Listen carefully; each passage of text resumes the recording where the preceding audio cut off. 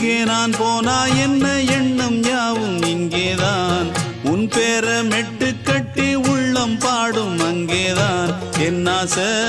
காத்தோடு போகாது என்னாலும் என் வாக்கு பொய்க்காது நான் ஏறிக்கர மேலிருந்து 8 தேச பார்த்திருந்து ஏங்கி ஏங்கி காத்திருந்தேன் காணல்ல